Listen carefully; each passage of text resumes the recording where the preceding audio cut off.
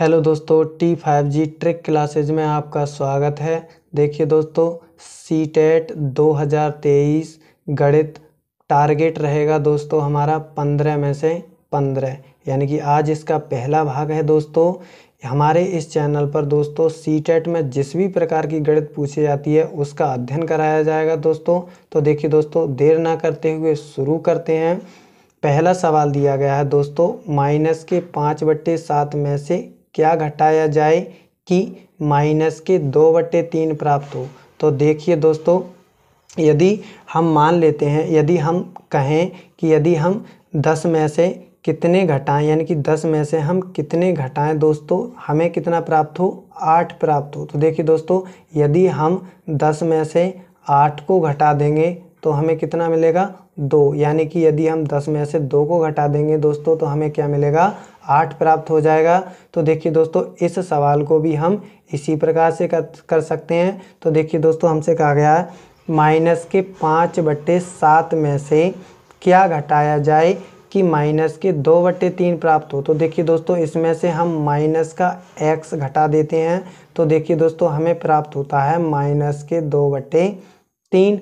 अब देखिए दोस्तों, ये -5/7 इधर माइनस में, ये इस साइड जाएंगे दोस्तों तो ये हो जाएंगे हमारे प्लस में। तो ये आएगा दोस्तों x बराबर -2/3 और प्लस 5/7।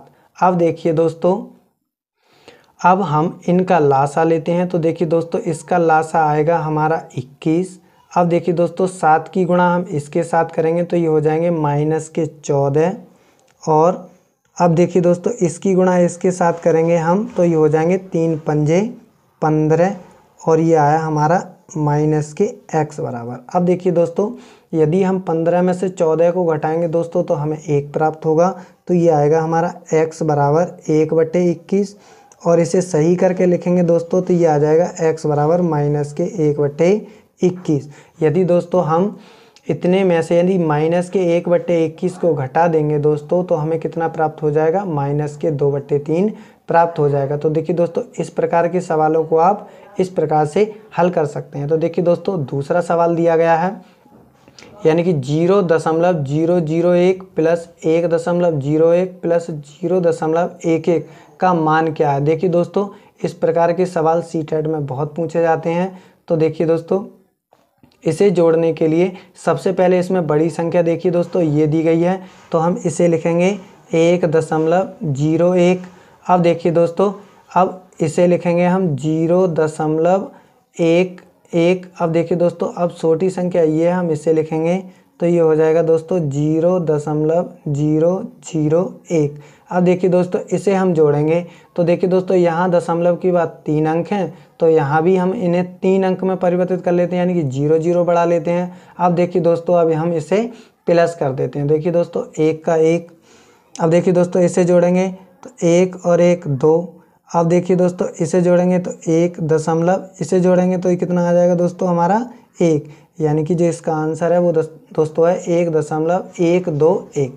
इस प्रकार के सवालों को आप इस प्रकार हल कर सकते हैं दोस्तों। देखिए दोस्तों, तीसरा टाइप का सवाल दिया गया है, √16, √8, √4 का मान है। तो देखिए दोस्तों, इस प्रकार के सवालों को करने के लिए दोस्तों आपको सबसे पहले पीछे से इसे हल करना है। तो देखिए दोस्तों, हम पीछे से इसे हल करेंगे तो देखिए यहाँ दोस्तों, यहाँ दिया गया है √4। तो √4 का यानी कि वर्गमूल, यानी 4 का वर्गमूल कितना होता है दोस्तों, 2 होता है।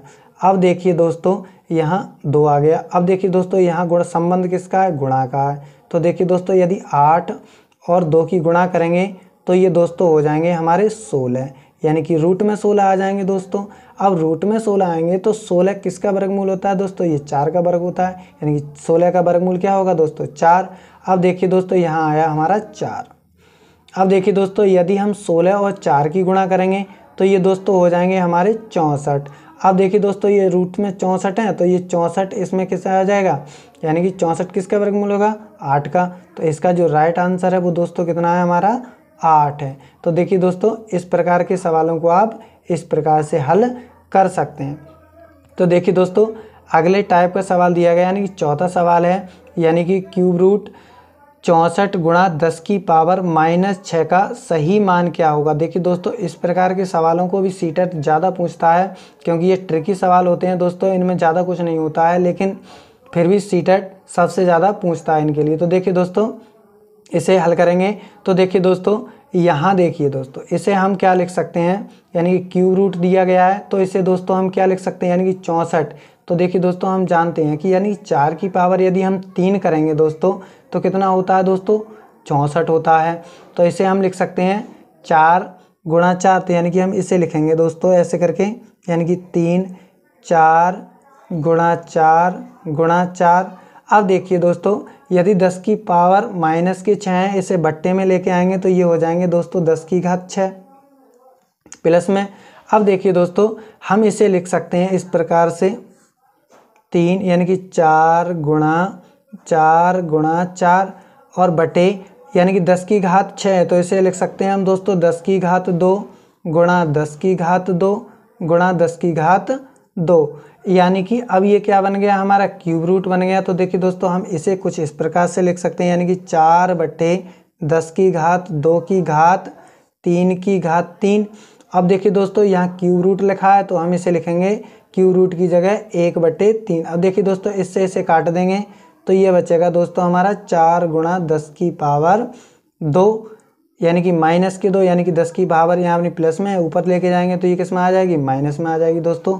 तो इस प्रकार के सवालों को आप इस प्रकार हल कर सकते हैं। यदि दोस्तों ये वीडियो अच्छा लगा हो तो चैनल को सब्सक्राइब कीजिए, लाइक कीजिए, कमेंट कीजिए। मिलते हैं अगले वीडियो में। Thank you for watching.